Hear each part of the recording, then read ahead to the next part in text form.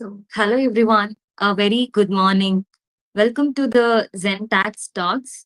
Today is the 96th week of tax talks organized by Zen Tax Clinic. As we keep on telling that this continuous learning that to each and every week, this is 96th week. It is definitely not possible without the continuous feedback and the support that each and every participant keeps on giving us. Thanks a lot from the entire team of Zentax. Today's topic is one of the most important, interesting topic, I would say. Just a minute.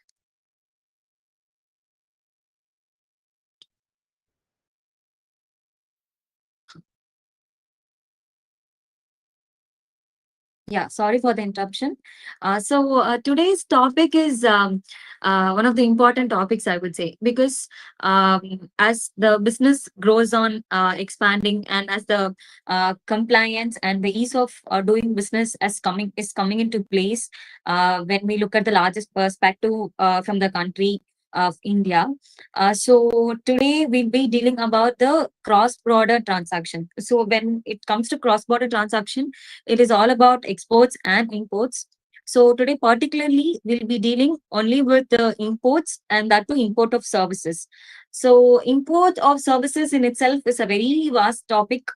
So let us discuss in detail about the GST aspects of the import of services and what are the notice perspective relating to the import of services. How do the department treat a transaction as import of services? So let's look into deep regarding this transaction, that is import of services. So to understand the import of services, let us touch upon the very basics relating to the import of services. Before going into the very basics of import of services, uh, so uh, let me tell you like a very particular scenario that is faced by our client itself.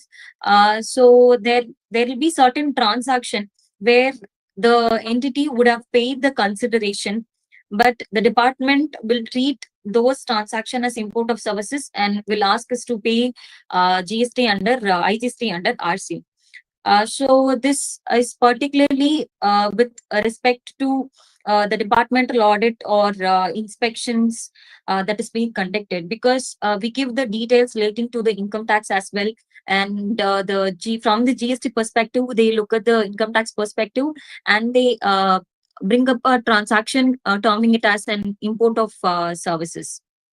So as of now, these kind of transactions are only being found by the department during the inspection. But as the integration of income tax and the GST is happening, not sooner than later, we'll be receiving notices based on scrutiny as well regarding the import of services. Because as in Zentax, as we are dealing with notices regularly, we see that these some of the transactions are presumed by the department as import of services. So it is very important to understand the very nuances of the definition of import of services, and when does the service become an import of services. Let us go into the very basic of import of services. So to understand the import of services, first we should know like what is the definition of service in GST. Service is very basic, that we all know what is service in the day-to-day aspect. But let us look upon the definition of service given in the Act. So Section 2, subsection 102 of the CGST Act defines what is service. So it goes on to tell, service means anything other than goods, money, and securities, but includes activities relating to the use of money or its conversion by cash or by any other mode from one form of currency or denomination to another form currency or denomination for which a separate consideration is charged. So to put it simple, it tells that anything other than goods is service also to the goods money and securities is added. So anything other than goods, money and securities are considered as service. But in relation to the goods, money and securities as well, the transaction that is activities relating to the use of money are also considered as services. And for all of this, there should be a separate consideration charge. So if this definition satisfies, then it is termed as service under the GST Act. Okay, so upon understanding what is service in the GST, we'll have to understand if it is a supply or not to constitute as an import of service. So we'll have to understand the basics of supply relating to the import of services. If we see in the GST Act, the Section 7, that is the scope of supply, talks about the import of services. So it tells the subsection 1 of clause B, that is 7 subsection 1 clause B, talks about the import of services. So it tells import of service for a consideration, whether or not in the course or furtherance of business. So it is considered supply. So it tells, so basically it tells if there is an import of service for a consideration, even though if it is in the course of business or not, it is considered as a supply. This is 7.1b. 7.1c tells the activities that are specified in the Schedule 1 made or agreed to be made without a consideration. So we all know the Schedule 1 deals with the activities which doesn't involve consideration. So in those also we have to check if the import of service is covered. So if we see on the Schedule 1, the entry number 4 talks about the import of service. So it goes on to tell import of service by a person from a related person or from any of his other establishments which is outside India in the course or furtherance of the business. So here it tries to bring all the transaction that is with the related party. That is, it can be any related person or any of his establishment. That is, so if I'm a person in India and I have an related establishment outside India. If I'm importing a service from them, that is in the course and furtherance of business, even though if it is without consideration, that will be considered as an import of service. So see, if you see here, the import of service by a person is given. So this by a person was amended. So before this person, the word taxable person was there previously in the Schedule 1. That was amended with effect from 1st of February 2019. So the word taxable has been removed and only the person has been retained. So why was this taxable person removed and only person is retained is, so the taxable person is a narrow concept. So like a person becomes a taxable, for example, a person becomes a taxable person only if he is registered under GST or he makes only taxable supply. Say if I'm doing a business, but my turnover doesn't exceed the limit for registration, then I would have not registered under GST. So obviously, I'm not a taxable person. So if I'm not a taxable person, even though I'm receiving service from a related person, that too without consideration also, even in the course of the business, that was not treated as import of services prior to 1st of February 2019. But after the amendment, as they have removed the word taxable from the entry number 4, and retain only the person, even though if I'm not registered in the GST, that is, even though if I'm not a taxable person, I am covered under the definition of a person, and thus that will be considered as an import of service. So the basic reason for removing is taxable person is to widen the scope of import of services. To sum it up, I've given it in a table that is Section 7, subsection 1, clause B talks about import of services, and entry 4 of the Schedule 1 talks about import of services. So here, if you see, the recipient of service in either of the cases is any person. For both 7 as well as for the Schedule number 1, it is recipient of service is any person. But the supplier of service in case of Section 7(1)(b) is any person. But in the case of entry 4 of the Schedule 1, it is only the related person or any of its establishment outside India. With regard to consideration, Section 7 is with consideration and Schedule 1 is even without a consideration. That is, if even there is no consideration, but I'm importing a service from a related person, that is considered as an import of service. And what is the purpose is, 7 tells that it can be for non-business as well. So it covers both business as well as non-business, but Schedule 1 covers only business. So the major differences between 7.1 and the schedule is the related persons and the consideration with or without consideration, and if it is for a business or non-business. So this is a summary of import of services. So if you see, as we discussed, 7.1b talks about the import of service for a consideration. It goes on to tell that, like, it comes to inference that even if I'm importing a service for a personal use, that is also considered as an import of service. So for that only, notification number 9/2017 brings an entry number 10. So it exempts the import of service where the recipient uses them for purpose other than commerce, industry, business, or profession. So the notification 9/2017 basically exempts the import of service if it is for personal use. So only if it is for purely for personal use, then that import of service is exempt from GST. So to sum it up, only those imports which are connected to business or those imports which are falling under the Schedule 1 are considered as import of service.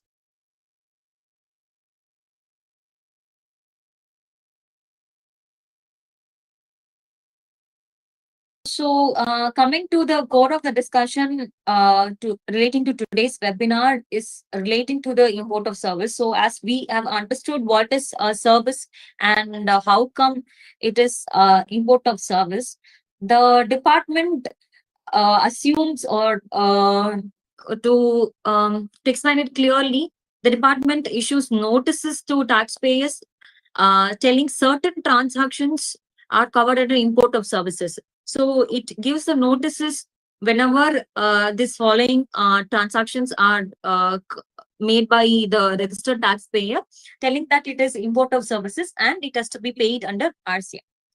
So as I informed during the start of the session, it is basically from the data pulled out from the income tax.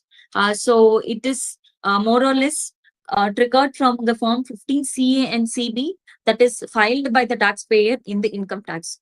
So we all know what is form 15 CA and CB, but for the sake of brevity, let me explain what is 15 CA and CB. So form 15 CA and CB is filed in the income tax portal when there is a foreign remittance. So say there is a taxpayer and he is making a foreign remittance, he has to file form 15 CA. That is basically 15 CA is a self-certification telling the details of the transaction and the details of the foreign remittance. So this is basically to keep a check on the TDS aspect relating to the non-residents under income tax, that is section 195 of the income tax. So 15 CA is basically the self-certification, and form 15 CB is nothing but the certification by chartered accountants. So we chartered accountants have to analyze the transactions, its taxability. We have to check about the double taxation avoidance agreement. So as it is a foreign remittance, to which country the remittance is being carried out, and what is the DTAA between India and that country. So that has to be analyzed. So all of these details will be given out in the form 15 CB. So 15 CB is filed basically when the transaction exceeds the limit of rupees 5 lakhs. So this is basically 15 CA CB. So we are all understood now what is 15 CA and CB. So it is basically the foreign remittance from the income tax perspective. What the department do is, so there is a foreign remittance, there is a payment from the registered taxpayer in India who is registered with GST to the foreign entity. So the department assumes that it is, as it is the payment from the registered taxpayer in India to the foreign entity, it will be considered as a import of service. So I've given the following scenarios which we have dealt in frequently. One of the major things is the intermediary or the agent services. There will be overseas commission agencies, commission agent to whom you will be paying the commission or brokerage. Apart from that, you will have ocean freight payments. That is the freight paid to the foreign shipping lines. That is on the CIF basis. and the engagement of foreign shipping lines for the export. That is, for the export related transactions, you'll be paying to the foreign shipping line. And the manpower supply to the foreign entity, that is payment for overseas manpower support services.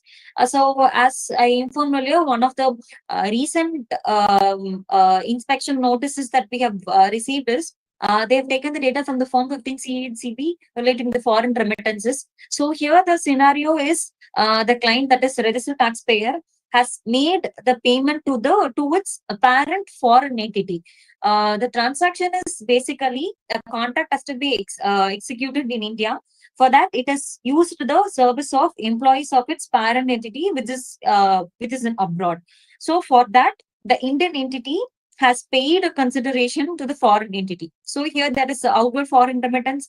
They filed Form 15CA and CB. Here the department goes on to tell that it is the import of services. So to dispute on this case, or to tell that what is import of services, we have to understand in detail what is import of service, what is the definition of import of services talks about. So let us, I'll explain in detail each of these transactions, that is intermediary, ocean freights and the foreign shipping lines and all in the upcoming slides. So first, let us understand the basics relating to the import of services, that is the definition of import of service. So the import of service is defined under Section 2, subsection 11 of the IGST Act. So it tells that import of service means the supply of any service where the location, the supplier of the service is outside India, the recipient of service is located in India, and the place of supply is also in India. So here, to understand if it is import of services, we have to find out the location of the supplier of the services, location of the recipient of the services, and the place of supply of the service in India. So understanding the place of supply for services is very crucial, because it determines whether the transaction pertains to import or not. So generally, the place of supply provisions are held in Section 12 and Section 13 of the IGST Act. Section 12 deals with the location of the supplier and the recipient if they are in India. So as our discussion is limited to outside India, we'll be dealing with Section 13. That is, Section 13 tells place of supply if the location of the supplier or the location of the recipient, either of them, is outside India. So Section 13, subsection 2 is a general provision. So it tells when the supplier or the recipient, either one of them, is located outside India, then the place of supply will be the recipient of the service. Generally, it is the recipient of service. If the recipient of the service is location of the recipient of the service is not available, then it will be location of supplier of service. So generally, as per the general provision, POS is the location of the recipient. If the location of the recipient is not available, that is the ordinary course of business, then the location of the supplier will be the place of supply relating to the import of services. So recipient is defined in 2 subsection 93, that is the person liable to pay consideration. So the person whomsoever is liable to pay consideration is considered as a recipient. So we'll have to find out the location of the recipient and the location of the supplier. So these are the scenarios like where the supply is received to or from. Accordingly, where will be the location of the recipient? So if the supply is from or to a registered place of the business, then the location of the recipient as well as the location of the supplier is such registered place of the business. If other than registered place of business, that is fixed establishment, then such fixed establishment is considered as a location of the supplier as well as a location of the recipient. If the supply is received from more than one establishment, then the establishment which is most directly concerned with the receipt of the supply will be considered as a location. In absence of all of these above places, then the usual place of residence is considered as a location of the recipient or the location of the supplier.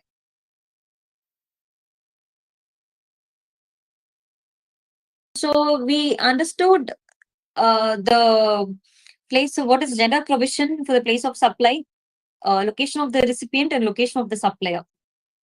So to explain in detail regarding the intermediary services, we'll have to touch upon the place of supply for the intermediary provision. So the place of supply relating to intermediary services are provided in section 13, subsection 8, clause B. So it goes on to tell the place of supply for the following services shall be the location of supplier of services. So general provision is location of the recipient, but certain subsection 8 lists out the certain services for which the location will be the supplier of services. In one of that is the intermediary services. So whenever there is an intermediary services, the place of supply will be the location of the supplier of the services. So we all know section 13 applies only when either of the supplier or the recipient of the services is located outside India.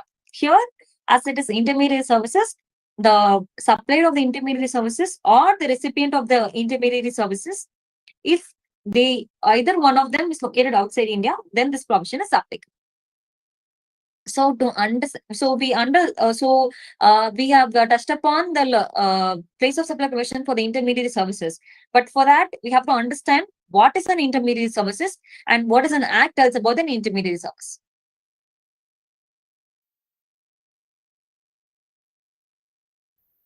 So the intermediary services is also defined in section 2 of the IGST Act. So 2 subsection 13 of the IGST Act goes on to tell intermediary means broker, agent, or any person by whatever name called who arranges or facilitates the supply of goods or services of both or security between two or more persons, does not include a person who supplies such goods or services or both on his own account. We'll have to split up this definition to understand what is an intermediary. So the intermediary can be any person, it can be a broker, agent, or any other person, but he is a person who arranges or facilitate the supply between two or more persons. Actually, there is a transaction that is a supply. For that transaction, intermediary will be a person who facilitates the supply of the transaction. He is called as an intermediary. He is not the person who supplies the goods or services on his own account. So he is only a facilitator, but he does not take the ownership of the goods and services because he is not the provider of the actual services that is taking place. He is just a facilitator for the transaction to take place. Here, the council has given a circular that is 159/15/2021, which is dated September 20, 2021, which discuss in detail about the intermediary services. So here, it tells what are the basic aspects to be checked if it has to be considered as an intermediary services. So the circular tells for a service to be considered as an intermediary services, there has to be minimum of 3 parties. So here the 3 parties will be the actual supplier, actual receiver, and the intermediary. So there should be 3 parties. And there is to be 2 distinct supply. That is the main supply, that is the actual supply between the original supplier and the original recipient, and the ancillary supply. The ancillary supply is the intermediary supply. That is the intermediary whosoever is facilitating the transaction for which he receives the consideration. So here there are 2 distinct supplies. And the role of intermediary is not the main supplier. Like he only facilitates the original supply, and here the subcontractor is excluded. If these are the conditions satisfied, then that is called as an intermediary service. So I've given a pictorial representation of what is import of services. This is, for example, suppose there is a Indian entity named ABC Private Limited. So it wanted to supply its goods to the overseas customer. So here the main supply is ABC Limited to the overseas customer. So as ABC Limited in India and its customer is outside India, it wanted a selling agent or an overseas agent to facilitate the supply to the foreign customer. So the ABC Limited appoints an overseas agent and pays a commission to the overseas agent. Here, the commission paid to the overseas agent is an intermediary services, and that is an ancillary services. So if you see here, there are 3 parties: ABC Limited, that customer, and the overseas agent, and there are 2 supplies, that is a main supply and the ancillary intermediary supply. So if the scenario is like this, then that will be called as an intermediary services. And if it is an intermediary services, the place of supply will be the location of the service provider. So here not, so the general clause will not apply, and here the place of supply for the intermediary services will apply. So I have taken up a case law wherein the High Court has given a judgment relating to intermediary services. So it is Dharmendra M. Jani, that is 80 Enterprise Private Limited, is basically Bombay High Court judgment. So here also it is the same similar transaction that is determined in accordance with section 13 subsection 8B. So here the intermediary services is ascertained, and as it is intermediary services, it is the location of the service provider. So that is the intermediary service location. So here the judgment was, therefore, like despite the recipient of the services is being outside India, and even though the consumption of transaction is occurring abroad, the IGST Act speculates that the place of supply shall be considered as a location of the intermediary service provider, because as it is considered as an intermediary service, here the location of the intermediary service provider, that is intermediary's location, shall be the place of supply. So here, as the if you see on the definition of import of services, location of the supplier is outside India, location of the recipient in India, and the place of supply is also in India for this intermediary services, and therefore it is not import of service. Similarly, there is an advanced ruling of Uttarakhand. The service supplying the goods has paid an overseas commission to the commission agent. So the advance ruling was sought for whether it is an import of service or not. Similarly, here also it is considered as an intermediary service, and the location of the intermediary is considered as a place of supply. So the services received by the applicant from the overseas commission agent, that is the intermediary services, does not fall within the import of services. And thus it is not import of services. So here the aspect that is be checked is the department predicts this transaction to be import of services. We ourselves has practically dealt in such of the scenarios. So if you see, I've attached an example of the notices that is being received from the government of Karnataka. So here it tells that the registered taxpayer is liable to discharge a tax liability on the commission paid to the foreign entity. So here also it is basically an intermediary services for which the commission is paying to the foreign entity. So it is basically an intermediary services, and the place of supply will be the location of the intermediary, and thus it will not be import of services. But the government takes the entire amount of commission paid and charges RCM under it along with interest. And you can see here it is an whopping amount of 16 crores for which the demand was raised. So we have to be very careful in understanding the provision of import of services. There was also an FAQ by the CPIC in chapter 21Q, the question number 25. It was clearly given, an exporter gets an order from the selling agent to whom he pays commission, will it be taxable under GST? So here the situation is, the selling agent is located outside India. That is the foreign agent. He is facilitating the supply of goods.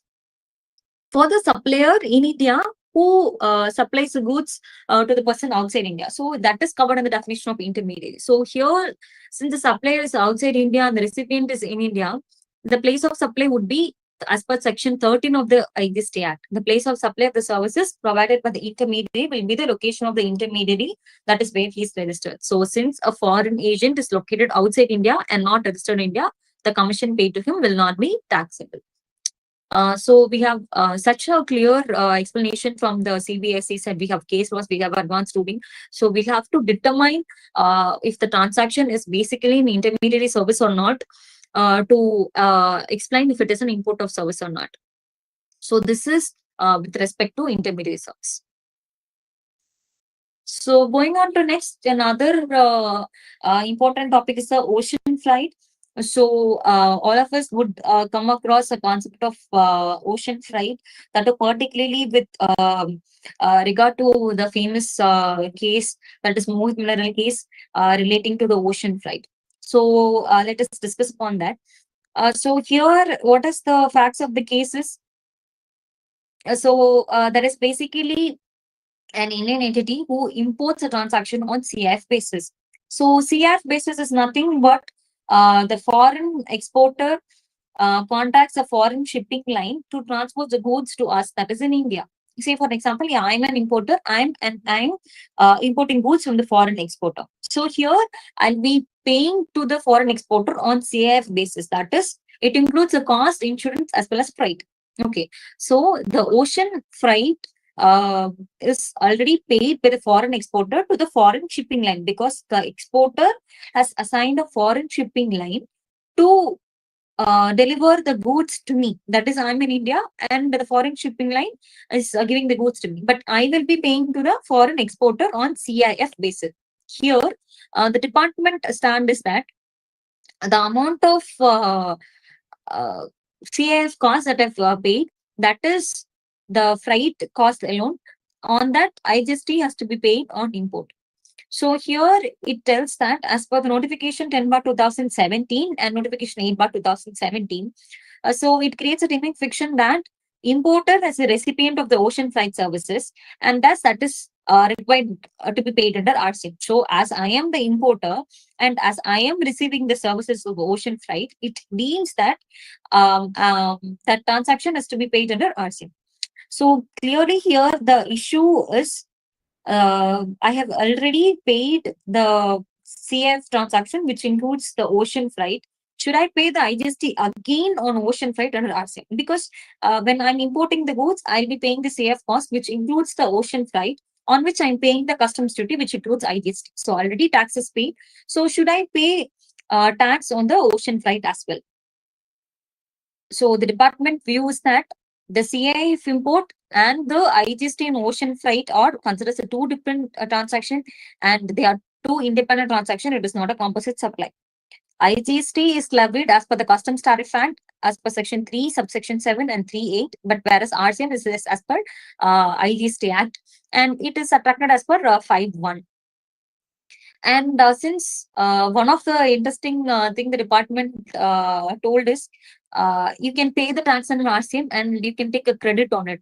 So what is the problem? There is no additional tax burden, and you can easily take a credit for the RCM tax pay. So this was the view of the department, to put it in short. But the taxpayer's view was different. So the taxpayer argued that wouldn't it result in a double taxation, because I have already paid the tax on the CIF basis in the customs duty, and should I pay the tax again IGST? So that will amount to double taxation. And for a single transaction, how can there be two recipient of services? Because here for the ocean freight, there is a recipient of services, a foreign exporter. He is already a recipient. So how come again, if I'm the importer and if I'm receiving the goods, how can I be the recipient? How can the transaction, a single transaction, have a two recipient? So this cannot be import of services. And it goes on to tell that the transaction is happening outside India, outside the territorial borders. Both the supplier and the recipient are in the non-taxable territory. So that ideally that shouldn't come under a GST. So for the department view that has told you can pay tax under RCM and you can take credit, the taxpayer is of view that what if I'm making only the exempt supply? The IGST that I've paid under RCM, I cannot use it. So it is definitely a cost out of my pocket, and it is very illogical. And or it also leads to the accumulation of ITC. And one more important aspect the taxpayer has put in here is the composite supply. Because when the importer is importing the goods, it pays the freight in the form of composite supply, because basically the principal supply is the supply of goods for which I'm paying the freight. It includes cost, insurance, and freight. So obviously that is a composite supply, and I'll be paying the a tax on the composite supply. So here, if you're considering it as a separate transaction, the basic law, that is the composite supply, the uh, concept of composite supply is even violated. So these are the views that was put upon by the taxpayer, and the department was contesting it. So keeping all of this, the Gujarat High Court has given a verdict telling that no IGST is payable on the ocean freight. So it simply tells that the Indian importer is liable to pay IGST on the composite supply, comprising of the supply of goods and supply of services of transportation, insurance, etc., in a CIF contract.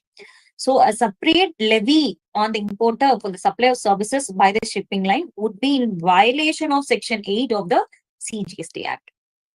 So, so first, this case came up in the High Court and it was upheld by the Supreme Court. So, as of now, the Supreme Court judgment is ocean freight is not subjected to IGST under RCM, and the whatever the importer has paid under IGST, that is in a composite supply holds good.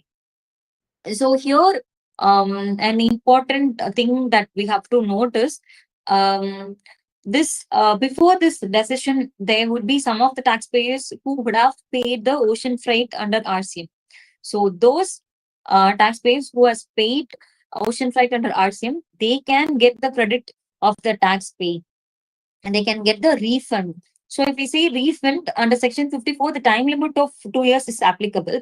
But this 2 years limit is applicable only when it is a tax. Here, it is not a tax because it is not even a tax. That was amount was wrongly collected as a tax. So as the amount of IGST paid on ocean freight, as it does not amount to tax, even now you can apply for the refund on the ocean freight and you can get the amount that was paid under ocean freight.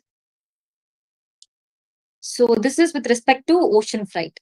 Hope you have understood the transaction. So this basically is from the judgment of Mohit Mineral case, which is a very popular case law regarding the ocean freight, based on which we don't have to pay the tax under ocean freight. So we have discussed upon the intermediary services and ocean freight. So going forward, we can understand the foreign shipping line transaction. Say for an example, here we will be talking about the exporter. Say for an example, Mr. A, he's an exporter of goods. He's considering to export the goods outside India through a foreign shipping line, not an Indian shipping line, through a foreign shipping line. So here, the place of supply earlier was according to Section 13, subsection 9 relating to transportation of goods. But this was removed, and as this was removed, the general provision that is 13 subsection 2 will be applicable, and the place of supply will be the location of the recipient. So here, as 13.9 was removed, the exemption under notification 9/2017 was also removed, and here the tax will be payable. So basically, what is the difference between the ocean freight and this foreign shipping line is that is basically I pay ocean freight when I'm importing the goods on CF basis. Here, if I am exporting the goods and I'm engaging a foreign shipping line, I'll be paying the consideration to the foreign shipping line. So here, as the 13 subsection 9 was removed, 13.2 will be applicable, and the POS will be the location of the recipient. And here, as all of the conditions of import of services is satisfied, this will be considered as import of services and taxes payable. I've given a summary regarding the shipping line alone. So what if I've engaged in Indian shipping line, and what if is engaged a foreign shipping line? So foreign shipping line, as we have discussed now, so it is taxable as RCM under import of services as per 13.2. If I'm engaging in Indian shipping line, obviously it is not import, but however it is taxable as per 12.8. So this is basically section 7, which tells that whenever there is import of services, it is treated as interstate supply. So to just sum it up regarding the taxability of import of services with consideration and without consideration. With consideration, it can be for two purposes, for business purposes and non-business purposes. For both of it, IGST is leviable. For business purposes, it is obviously interstate supply and IGST is levied. Recipient is liable to pay under RCM. For non-business purpose also, it is interstate supply, IGST levied, but with exemption for personal supplies and for OADR services, which we'll look in detail in the upcoming slides. So import of services without consideration is also as per Schedule 1. That is also IGST levied and RCM is applicable. So these are some of the points. So as we have seen that IGST has to be paid under RCM relating to import of services. That is the list of those services are given under notification 10/2017 IGST rate. So, as the tax is to be paid under RCM, we'll have to understand the time of supply for RCM. So, the time of supply will be the earlier of the following 2 days, that is a payment date, or day after 60 day of issuance of invoice, that is 60th date. So, in case of RCM, you can take credit only if the self invoice is raised, that is as per section 31 3F. Self invoice has to be raised. The time limit to raise self invoices within 30 days from the date of receipt of services. If I am receiving the services, I have to raise invoice within 30 days, and only if I raise the invoice within 30 days, then I can avail the ITC that is paid under RC. So whenever I'm paying tax liability in the RCM, I'll have to report it under GSTR 3B in table 3.1D. So I've highlighted it in the table D, inward supplies liability reverse charge. It has to be disclosed under GSTR 3B like this. And as soon as I pay it, I can avail the ITC in table 4A2 under import of services. So you can, if I'm paying RCM liability in this month, in the same month itself, I can avail the ITC relating to RCM. There is no need to avail the ITC in the subsequent months. You can avail the ITC in the same.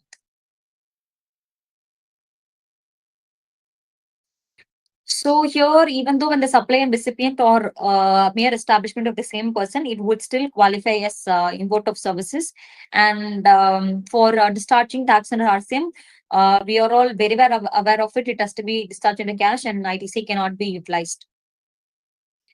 And relating to import of services by UN or any international organization for official use, it is exempt. That is as per notification 9/2017. And for import of services by SEZ, that is also exempted by means of notification 18/2017. That is when an SEZ imports the services from import a service from outside India, that is also exempted as per notification 18/2017. So going on to the next thing, OIDR services. Just a minute.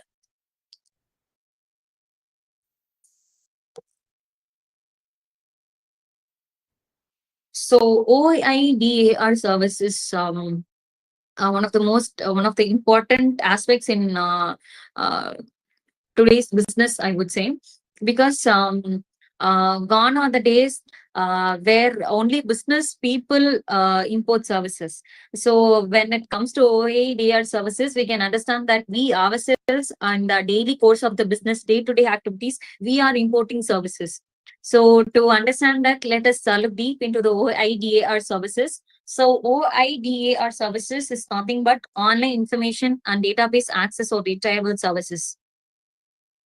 So the section 2, subsection 17 goes on to gives the definition of OADR services. So it tells that OADR services means delivery is mediated by information technology over the internet or an electronic network, and the nature of which renders a supply impossible to ensure in the absence of information technology.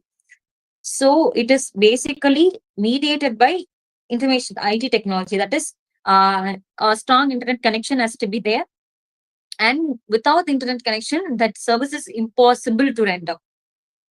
And it includes the following services such as advertising on the internet, providing cloud services, provision of e-books, movie, music, software, and other tangible through telecommunication networks or internet, providing data or information retrievable or otherwise, online supplies of digital content, digital data storage, and online gaming, but it excludes money gaming as defined under clause 80B of section 2 of the CGST Act. So this OAIDAR service definition was amended by the Finance Bill 2023.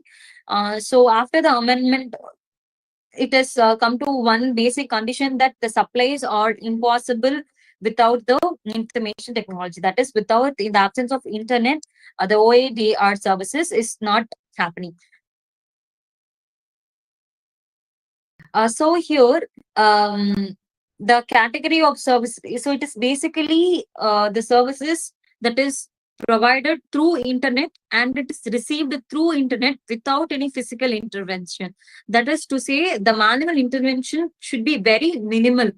So if it is fully dependent on manual interference, then that is not OADR services. For example, if you are downloading an online ebook, that would amount to OADR services, because you are downloading the ebook and you are making the payment, and it is happening through the medium of internet, and it is received by the recipient online, and there is no manual intervention. Just to tell, if always the internet connection has to be on.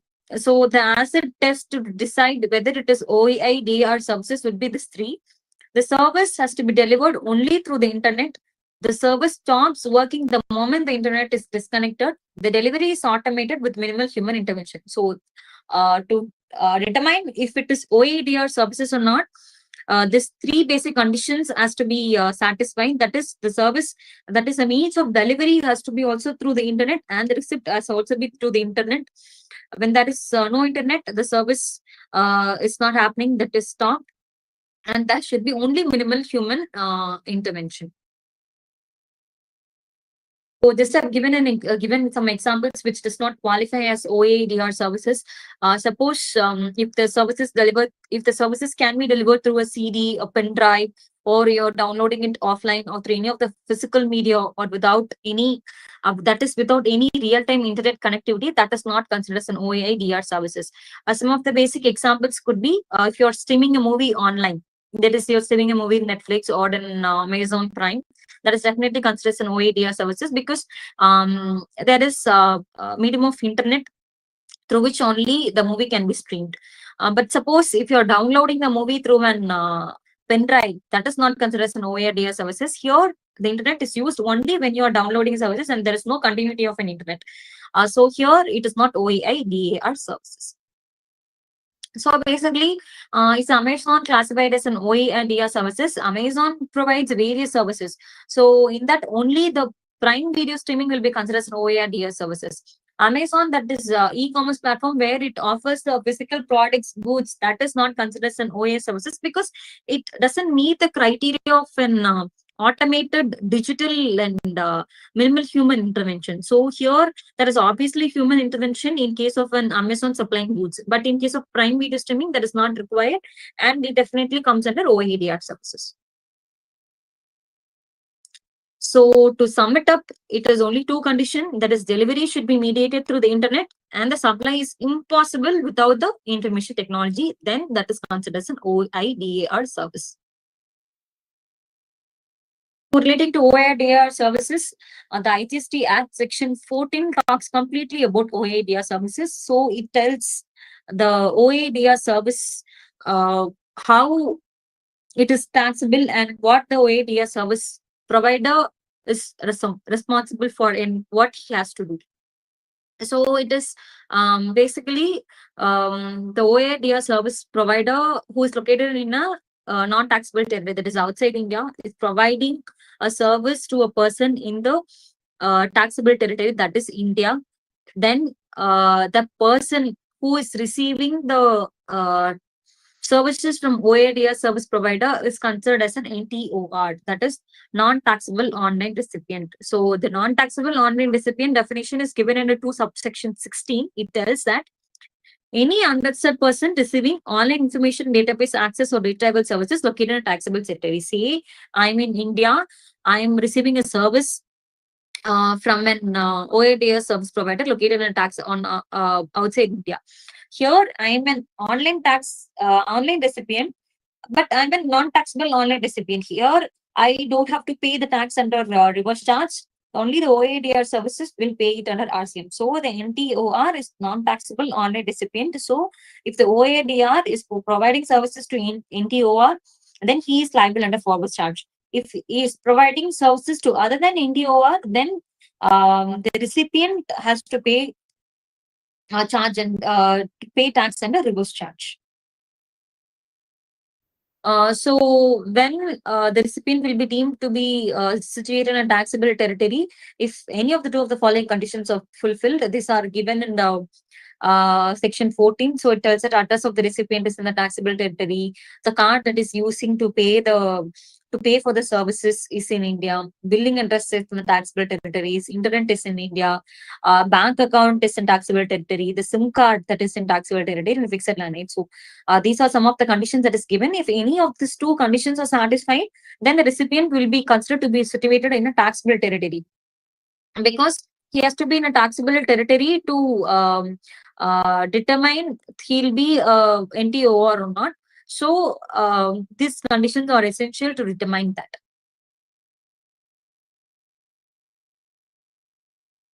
So as we have discussed, the supplier of OADR services, that is foreign non-taxable territory supplier, providing a services to NTOR, has to pay under forward charge, and it is definitely excluded from RCM. So here, as even though the non-taxable online display, that is we people in daily basis are not required to pay tax and RCM. So the NTOR is not required to obtain a GST registration, not he is mandated to maintain the documents or any records of the OADR purchases. This responsibility shifts to the OADR services, where the OADR persons has to get registered under the GST. So why was this introduced this? Because it becomes challenging to the department to track what are the OADR services and who are the foreign suppliers providing tax to the non-taxable online recipient in India. So to curb all of this, it has mandated the registration of OIDAR service provider. So he has to obtain GST registration in India, and he has to file form 5A for the payment of IGST. So the registration process is pretty simple. The application has to be filed online in REG 10. Here, the Principal Commissioner of CGST Bangalore West would be the authority for granting the OADR registration, and it has to be granted within 3 days. So why was this simplified registration is introduced? As we all know, for the ease of the business, where no physical intervention or no physical verification is necessary. So it is a very simple mechanism for the registration of the OADR service provider. Suppose if the OIDAR service provider is operating through an intermediary in India, he's not operating directly and he's operating through an intermediary. Basically, we can call an authorized representative. Then that intermediary, this role of the OIDAR, what are the responsibilities of OIDAR service provider, shifts to the intermediary. So if the OIDR is supplying services through an intermediary, that intermediary has to get registered and he has to fulfill all the mandatory requirements that the OADR service provider has to provide. Then there are certain scenarios like there are 4 conditions. If if all the 4 conditions are satisfied, then the intermediary is not required to register under GST. So the 4 conditions, the first condition would be the clear identification. That is, the invoice or that is being issued clearly tells that the supplier is OADR supplier and what is the service provider. And the intermediary doesn't have any control over the payment. That is, he doesn't authorize any charge, he doesn't collect payments or process payments, and he doesn't become responsible for the payment between the supplier and recipient. He has no control over the delivery. That is, being an intermediary, he does not authorize or control the delivery of the services, and he has no control over the terms and conditions. So if all of these conditions are satisfied, then the intermediary is not required to get registered under GST. So to sum it up, the conditions would be the clear identification that who is the original supplier that is mentioned in the invoice. He has no control. The intermediary doesn't have control of the payment. He doesn't have control over the delivery, and he doesn't have control over the terms. If cumulatively all of these 4 conditions are satisfied, then it's not required to get registered under the GST. Here it tells that the intermediary is only a pure facilitator, and he is not the actual supplier of the OADR services.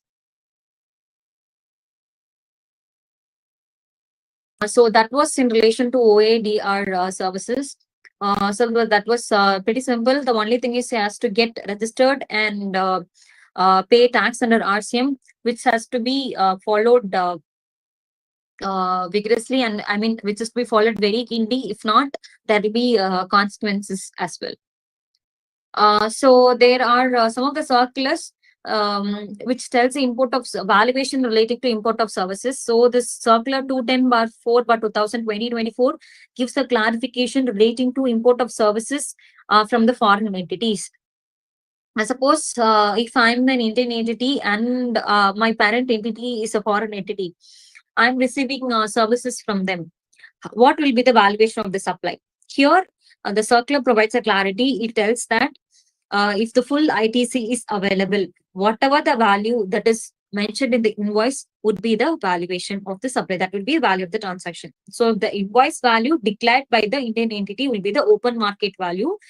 Because we all know under Rule 28(1), second proviso, it talks about the valuation relating to the valuation relation to the transaction with the related party. So whenever there is an invoice value declared in the invoice, that value is considered as an open market value. If no invoice is issued, the value is deemed as nil, and that is considered as an open market value, and no GST is payable.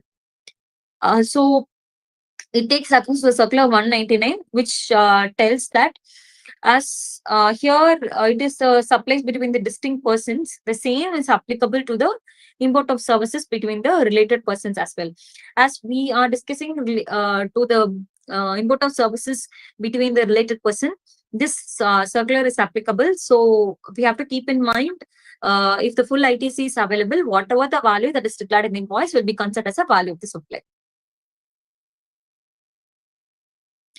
So one more assumption that was provided is import of services by the branch offices relating to foreign airlines company.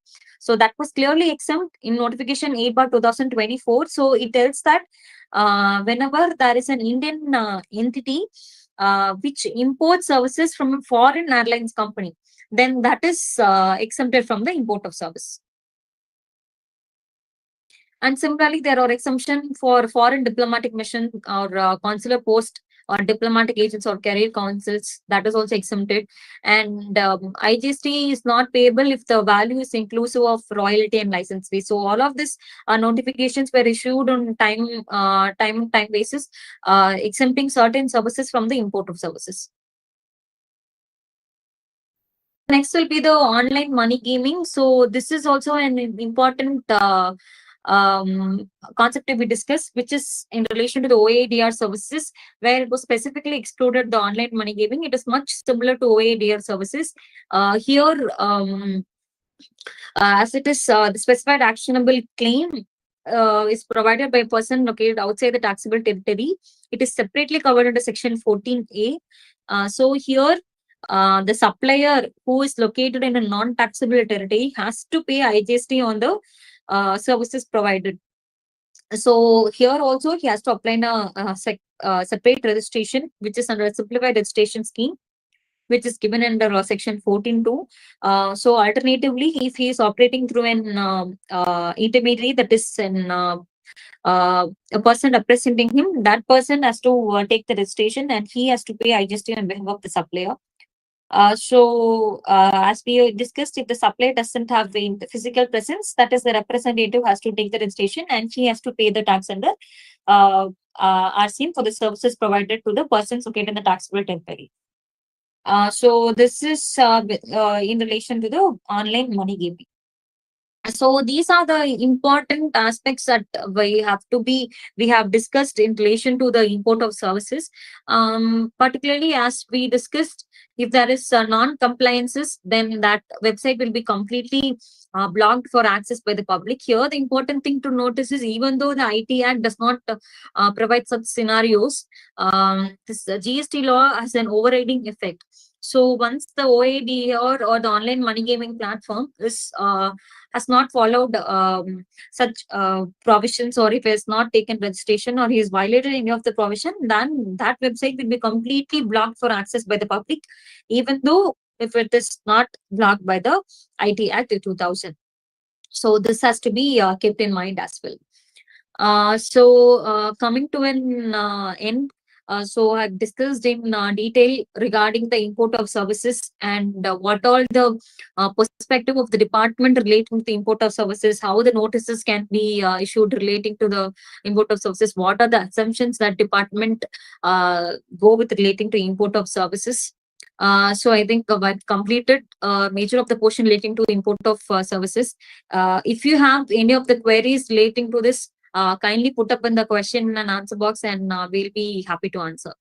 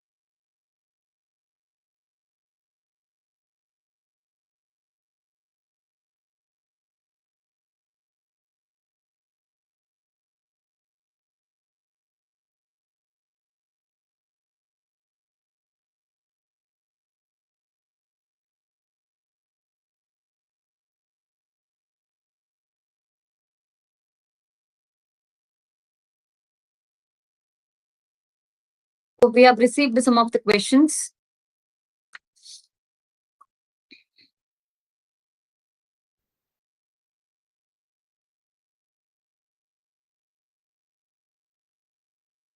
So most of you asked to share the PPT. Definitely it will be shared, sir, after the end of the session. The PPT will be definitely shared. You can have it.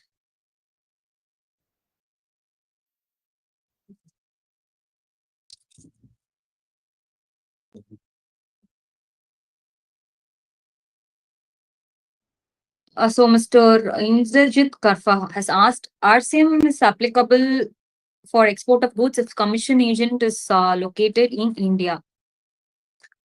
So we have dealt in detail regarding this in the intermediary service concept, sir. So you can go to the recorded session and you can check it. If the commission agent is located outside India, that will be covered under intermediary services, and that is not considered as an import of goods.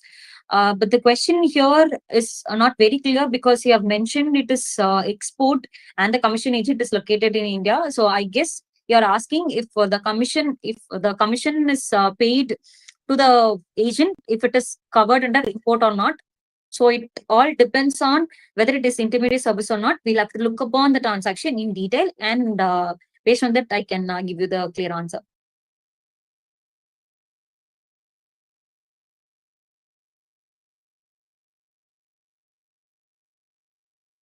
Mr. Shivaji has asked, like, we are paying subscription fees to the foreign company, whether we have to pay RSM for this service or not.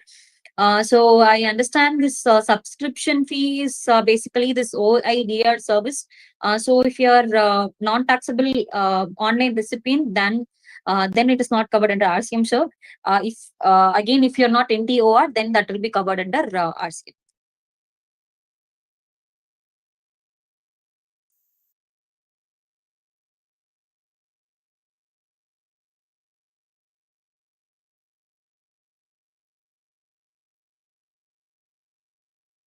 So again, Mr. Indrajit Kafa has asked, is RCM applicable if the amount paid to the commission agent located outside India? So yes, sir.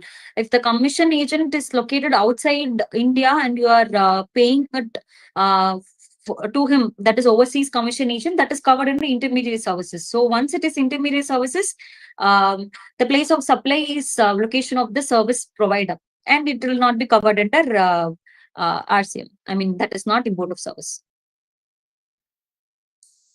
Mr. Surya Narayan ji has told thank you very much for the wonderful webinar. Okay. Thank you, sir. Thank you so much. So I have also mentioned that Zentax is front runner GST filed field to update the stakeholders in the GST matter. Thank you, sir. Thank you so much. So the feedbacks that you people give us keeps motivating us to do more and more relating to the GST. Thank you, sir. Uh, Usha case has asked for getting GST refund. So regarding the refund, I have mentioned is relating to ocean freight. So if we have paid the ocean freight that is RCM related in relation to ocean freight, you can obviously get apply for refund and get the refund relating to that. Mr. Rajesh Kumar has asked, market research or public opinion polling conducted outside India, is RCM applicable?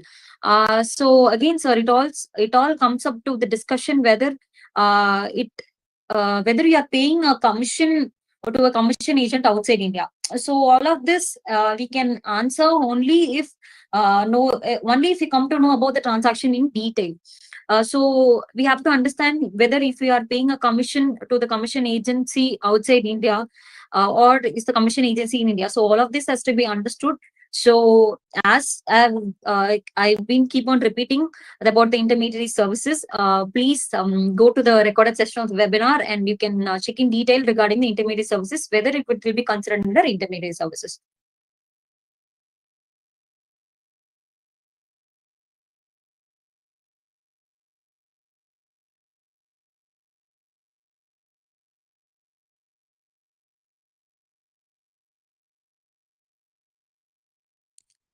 Mr. B.S. Venkatesh has asked if holding foreign company renders service without invoice, is value considered as nil as per valuation rules? So as I've already mentioned, sir, there is a circular telling that if if you're fully eligible for ITC, whatever the value declared in the invoice will be considered as a transaction value. Mr. Ramesh Kumar has asked for the PDF PPT. Sure, sir. We'll be sending it post session. And he has also mentioned thank you. Thank you so much, sir.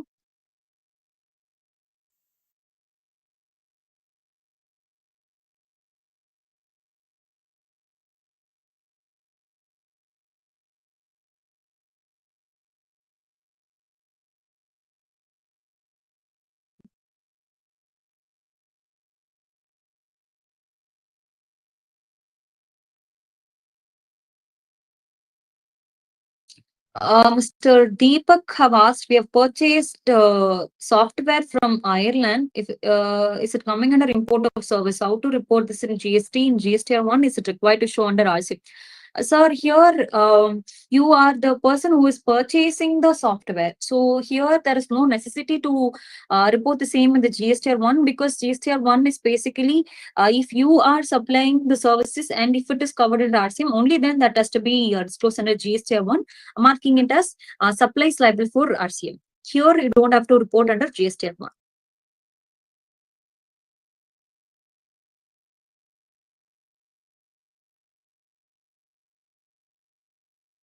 Mr. Palanisamy has asked, export commission will be import of service. So I understand that this transaction is here you are mentioning is you are exporting goods for which you are paying commission to the foreign agent. So again, here it comes to the concept of intermediary, and it will not be considered as an import of service.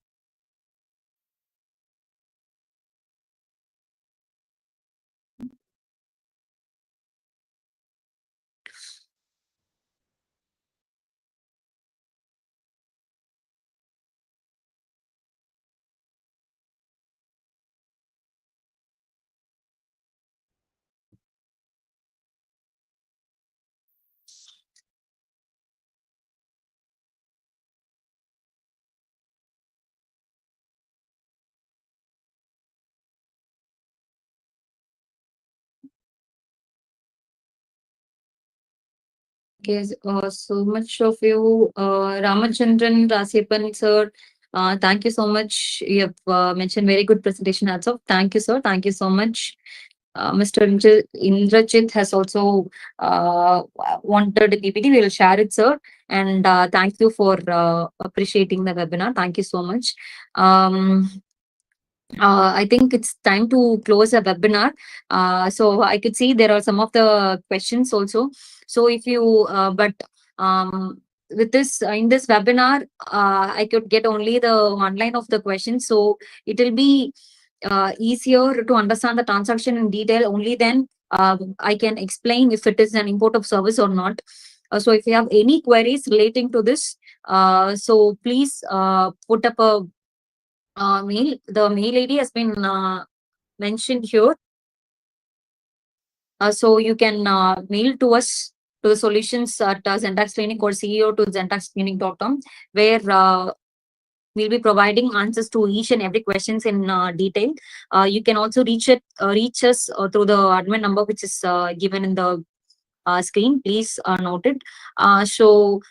We want you to give us a feedback on each of the sessions that is being held, and also the suggestions for the upcoming webinars. If you want us to take up a specific topic for the webinar on which you seek clarity, please do let us know. You can mail us, or you can contact through WhatsApp, through LinkedIn, or any social media. You can just ping us, you can contact us and let us know. Thank you so much. It was a wonderful opportunity to explain about the import of services. Thank you so much. Thank you.